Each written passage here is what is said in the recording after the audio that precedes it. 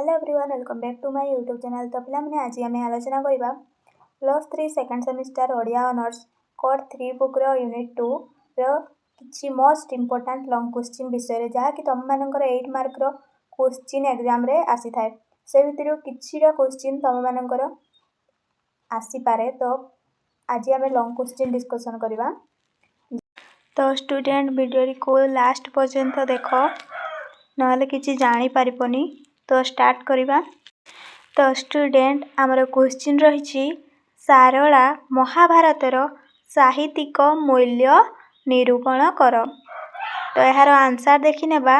संस्कृत साहित्य निगड़ भितरु ओडिया साहित्य को मुक्ति देई एहाकू नवचेतना विमंडित कराइबा दिगरे ଯାହାଙ୍କ ଅସାମାନ୍ୟ କୀର୍ତ୍ତି କାଳ କାଳ ଧରି ବିରାଜିତ ସେ ହେଉଛନ୍ତି ମାଟିର ମହାକବି ସାରଳା ଦାସ ଏବଂ ତାଙ୍କ ଅମ୍ଳାନ କୃତିତ୍ୱର ସ୍ମାରକୀ ହେଉଛି ମହାଗ୍ରନ୍ଥ ମହାଭାରତ। ବିଶାଳକାୟ ମହାଭାରତ କବିଙ୍କ ସାହିତ୍ୟ ପ୍ରତିଭାର ପ୍ରଥମ ଦର୍ଶନ ଅଟେ। ସାରଳା ଦାସ ନିଜ ସୃଷ୍ଟିରେ ଆପଣାର କଳ୍ପନା ବିଳାସକୁ ରୂପ ଦେବା ପାଇଁ ମୁକ୍ତଛନ୍ଦର ଆଶ୍ରୟ ଗ୍ରହଣ କରିଛନ୍ତି, ଯାହାକୁ ଦାଣ୍ଡିବୃତ୍ତ ବୋଲି ଚିହ୍ନିତ କରାଯାଏ। ଏହି ବୃତ୍ତ କଠିନ ଶୃଙ୍ଖଳାଯୁକ୍ତ ହୋଇନଥିବାରୁ ଏହାର ଭାବ ପ୍ରକାଶ ଶକ୍ତି ଅସୀମ। ଦୁଇ ପାଦରେ ଏକ ପାଦ ହେଉଥିବା ଏହି ବୃତ୍ତି ଗାୟକର ପ୍ରୟୋଜନ ଅନୁସାରେ ବିଶ୍ରାମ ନେଇଥାଏ, କାରଣ ଅକ୍ଷର ଅସମାନତା ଏହାର ଅନ୍ୟ ଲକ୍ଷଣ ଅଟେ। ଏଥିରେ ବିରାମସ୍ଥଳ ସୁନିର୍ଦ୍ଦିଷ୍ଟ ହୋଇନଥିବାରୁ ଗାୟକ ଅଧିକ ସ୍ୱାଧୀନତା ଉପଭୋଗ କରି ପାଠକକୁ ଆକର୍ଷିତ କରେ।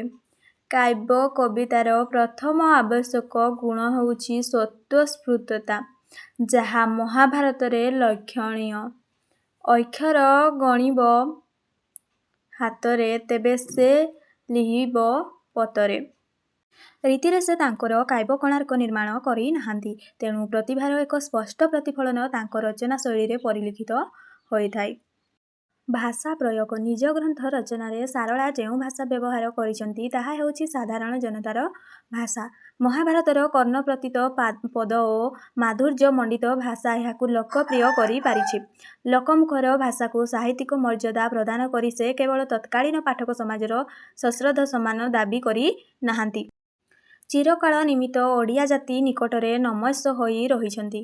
ଚର୍ଯା ଗୀତିକାରେ ବ୍ୟବହୃତ କେତେକ ଶବ୍ଦ ମଧ୍ୟ ମହାଭାରତରେ ବ୍ୟବହୃତ ହୋଇଛି, ଯଥା କେରୁଆ, ଅଛନ୍ତେ, ଚାହନ୍ତେ, ତୁକୁ, ମୁକୁ ଇତ୍ୟାଦି। ଏହା ବ୍ୟତୀତ ସାରଳା ମହାଭାରତ ହେଉଛି ଅକୃତ୍ରିମ ଆଦିମ ଶବ୍ଦର ଗ୍ରନ୍ଥାଗାର।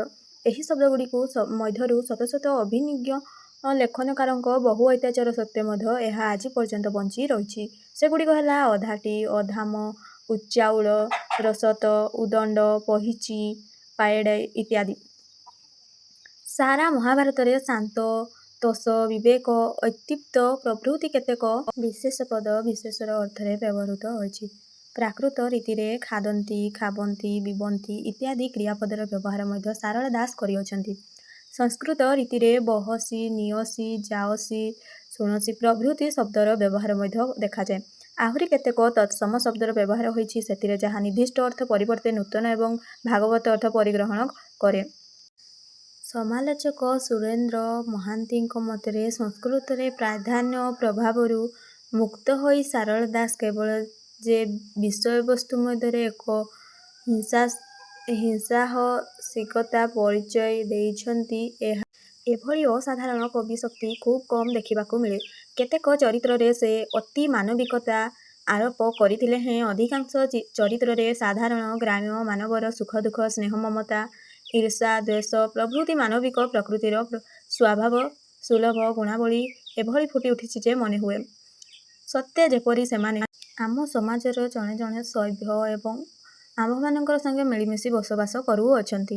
କୁରୁ ପାଣ୍ଡବ ମଧ୍ୟରେ କଳହ, ଏଥିରୁ ଯୁଦ୍ଧର ସୂତ୍ରପାତ ଏବଂ ସର୍ବଶେଷରେ ଧ୍ୱଂସ ସାଧନ ମୁଖ୍ୟ ବିଷୟବସ୍ତୁ। ଘଟଣା ପାଇଁ ଯେଉଁ କାରଣର ଆବଶ୍ୟକତା ଥାଏ ସାରଳା ଦାସ ଯଥାଯଥ ଉପଲବ୍ଧି କରିଥିଲେ। ପାଣ୍ଡବ ପାଞ୍ଚ ଭାଇଙ୍କୁ ସେ ଧୀର, ସହନଶୀଳ, ସତ୍ୟସନ୍ଧ ଭାବେ ବର୍ଣ୍ଣନା କରି ଅତି ମହାନ୍ ଚରିତ୍ରର ଅଧିକାର କରିଥିବା ବେଳେ କୌରବ ଶତଭ୍ରାତାଙ୍କୁ ନୀଚ ମନୋଭାବାପନ୍ନ, ନିଷ୍ଠୁର ଓ କଳହପ୍ରିୟ ଭାବେ ଚିତ୍ରିଛନ୍ତି। ସାରଳାଙ୍କ ଭୀମ, ହୁରୁମା, ହୁଣ୍ଡା ହେଲେ ମଧ୍ୟ ସରଳ ଓ ନିଷ୍କପଟ। ଖଳନାୟକ ଭାବେ ଶୁକୁନି ଚରିତ୍ର ଚିତ୍ରଣରେ ତାଙ୍କର ଅସାଧାରଣତ୍ୱ ପ୍ରକଟିତ। ଶ୍ରୀକୃଷ୍ଣ, ଭୀଷ୍ମ, ଶାନ୍ତନୁ, ଦ୍ରୋଣ, କର୍ଣ୍ଣ ପ୍ରଭୃତି ଭିନ୍ନ ଭିନ୍ନ ବହୁ ଚରିତ୍ର ସେ ସୃଷ୍ଟି କରିଛନ୍ତି।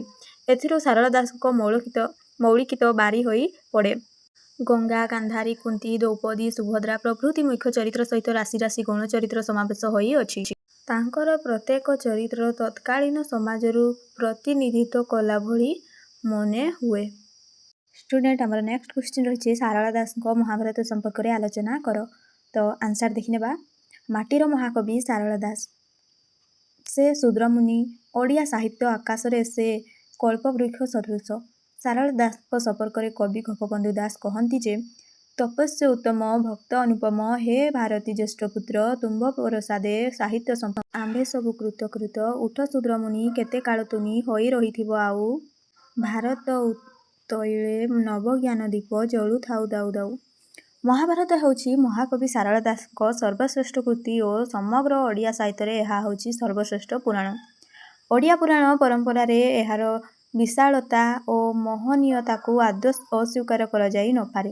ବ୍ୟାସଦେବଙ୍କ କୃତ ସଂସ୍କୃତ ମହାଭାରତର କିଞ୍ଚିତ ପ୍ରଭାବ ଏଥିରେ ହିଁ ରହିଥିଲେ ମଧ୍ୟ ନିଜ ଆଲୋଚକ ଗୌରୀକୁମାର ବ୍ରହ୍ମା ଏ ସମ୍ପର୍କରେ କହନ୍ତି, ବ୍ୟାସକବିଙ୍କ ସଂସ୍କୃତ ମହାଭାରତ ରଚନା କରି ନାହାନ୍ତି। ମୂଳ ସଂସ୍କୃତ ମହାଭାରତରୁ ସେ କେବଳ ଅସ୍ଥି, ହାଡ଼ ବା କଙ୍କାଳ ସଂଗ୍ରହ କରି ନିଜର ମୌଳିକ ଚିନ୍ତା, ରୂପକ, ମାଂସ ଓ ରକ୍ତ ତହିଁରେ ସଂଯୋଜିତ କରି ଓଡ଼ିଆ ଜାତି ହସ୍ତରେ ଏହି ମହାପୁରାଣକୁ ଅର୍ପଣ କରି ଦେଇଛନ୍ତି। ମହାକବି ଶାରଳା ଦାସଙ୍କ ମହାଭାରତରେ ସଂସ୍କୃତ 18 ଗୋଟି ପର୍ବ ରହିଥିଲେ ମଧ୍ୟ ସଂସ୍କୃତ ମହାଭାରତ ପରି ଏଥିରେ ପର୍ବଗୁଡ଼ିକର କ୍ରମ କମାରକ୍ଷ କରାଯାଇ ନାହିଁ। ସଂସ୍କୃତ ମହାଭାରତ ଓ ଶାରଳା ଦାସଙ୍କ ମହାଭାରତ ତୁଳନାତ୍ମକ ଅଧ୍ୟୟନ କରି ବିଶିଷ୍ଟ ଆଲୋଚକ ପଣ୍ଡିତ ଗୋପୀନାଥ ନନ୍ଦ ଏଥିରେ କେତୋଟି ପାର୍ଥକ୍ୟ ପ୍ରଦର୍ଶନ କରାଇଅଛନ୍ତି। ତାଙ୍କ ମତରେ ମୁଖ୍ୟତଃ 4 ଗୋଟି ପାର୍ଥକ୍ୟ ସ୍ଥାନ ପାଇଅଛି, ଯଥା ଐଳକରଣ, ବିଶ୍ରୁତିକରଣ, ଉକ୍ତ ନିପେକ୍ଷ, ଅନ୍ୱିକ୍ଷ୍ ପ୍ରକ୍ଷେପ। ଶାରଳା ଦାସ ତାଙ୍କର ମହାପୁରାଣ ମହାଭାରତରେ ଅନେକ କାହାଣୀ, ଉପକାହାଣୀ, ଶାଖା କାହାଣୀ ଇତ୍ୟାଦିକୁ କଥାବସ୍ତୁ ସହିତ ସଂଯୋଜନା କରିଅଛନ୍ତି। ପୁରାଣ ବର୍ଣ୍ଣନାରେ ଅତିକଥନ ରୀତି ଓ ଅନର୍ଗଳ କଥନତାର ପରିଚୟ ସେ ପ୍ରଦାନ କରିଅଛନ୍ତି। ମହାଭାରତରେ ନାମକରଣ ସମ୍ବନ୍ଧରେ କୁହାଯାଏ ଯେ, ବୈବସ୍ୱତ ମନୁ ଏହାର ନାମକରଣ ସମ୍ବନ୍ଧରେ ଅଗସ୍ତ୍ୟ ମୁନିଙ୍କୁ ପ୍ରଶ୍ନ ପଚାରିଥିଲେ। ସେ ଅଗସ୍ତ୍ୟ ମୁନି ଜଣାଇଥିଲେ ଯେ, ଦେବତାମାନେ ତୁଳାଦଣ୍ଡରେ ଗୋଟିଏ ପାଖରେ ସମସ୍ତ ପୁରାଣ ଓ ଅନ୍ୟ ପାଖରେ ମହାଭାରତକୁ ରଖି ଓଜନ କରିବାରୁ ମହାଭାରତ ଓଜନ ଅଧିକ ହେଲା। ପୁରାଣ ଭାବରେ ସେ ମହାଭାରତରେ କୌରବ ପାଣ୍ଡବ ସମରର ସୁବିସ୍ତୃତ ବର୍ଣ୍ଣନା ପ୍ରଦାନ କରିଛନ୍ତି। ଏତେ ବଡ଼ ରାଜବଂଶର ସୁବିସ୍ତୃତ ବିବରଣୀ, ସେମାନଙ୍କ ବଂଶାବଳୀ, କେତେକ ସ୍ଥଳରେ ପୂର୍ବଜନ୍ମ ବୃତ୍ତାନ୍ତ ଇତ୍ୟାଦିର ଚମକପ୍ରଦ ବର୍ଣ୍ଣନା ପ୍ରଦାନ କରି କବି ନିଜର ଅସମ୍ଭବ କଳ୍ପନା, ପାଟବ ଓ ଅନର୍ଗଳ କଥତାର ଯଥାର୍ଥ ପରିଚୟ ପ୍ରଦାନ କରିଅଛନ୍ତି। ଏତେ ବଡ଼ ରାଜବଂଶର ସୁବିସ୍ତୃତ ବିବରଣୀ, ସେମାନଙ୍କର ବଂଶାବଳୀ, କେତେକ ସ୍ଥଳରେ ପୂର୍ବଜନ୍ମ ବୃତ୍ତାନ୍ତ ଇତ୍ୟାଦିର ଚମକପ୍ରଦ ବର୍ଣ୍ଣନା ପ୍ରଦାନ କରି କବି ନିଜର ଅସମ୍ଭବ କଳ୍ପନା, ପାଟବ ଓ ଅନର୍ଗଳ କଥା ଯଥାର୍ଥରେ ପ୍ରଦାନ କରିଅଛନ୍ତି। ତାଙ୍କ ରଚିତ ମହାଭାରତ ପୁରାଣ ହେଲେ ମଧ୍ୟ କାବ୍ୟ ଦୃଷ୍ଟିରୁ ହୋଇ ରହିଛି ଅସାମାନ୍ୟ ମୂଲ୍ୟ। ଏଥିରେ ତତ୍କାଳୀନ ଓଡ଼ିଶାର ସମାଜ ଚିତ୍ର, ରାଜନୀତି ସ୍ଥିତି, ଧର୍ମଦର୍ଶନ ଇତ୍ୟାଦି ସମ୍ବନ୍ଧରେ ରହିଛି ଉପଯୁକ୍ତ ପ୍ରମାଣ। ପୁନଶ୍ଚ ପୁରାଣ ଭାବରେ ଏହା ହେଉଛି ମହାଭାବ ଚେତନାର ଦ୍ୟୋତକ। ପୁରାଣକାର ଭାବରେ ମହାକବି ଶାରଳା ଦାସ ସମଗ୍ର ଓଡ଼ିଆ ସାହିତ୍ୟରେ ଅସାମାନ୍ୟ ପ୍ରତିଷ୍ଠାର ଅଧିକାରୀ। ବିଶାଳକାୟ ପୁରାଣ ରଚନା ଦ୍ୱାରା ଓଡ଼ିଆ ପୁରାଣ ସାହିତ୍ୟର ଏକ ସୁଦୃଢ଼ ଭିତ୍ତି ସଂସ୍ଥାପନା କରିଥିଲେ। ଓଡ଼ିଆ ପୁରାଣ ସାହିତ୍ୟ ରଚନାରେ ସେ ଉନ୍ମୋଚନ କରି ବସିଲେ ନବୀନ ସରଣୀ। ଜନମାନସରେ ସେ ପୁରାଣକାର ଭାବରେ ସବୁ ସମୟରେ ବରେଣ୍ୟ ଅଟନ୍ତି। ତ ପିଲାମାନେ, ଭିଡ଼ିଓଟି ଭଲ ଲାଗିଥିଲେ like, comment, share and subscribe କରିଦେବ।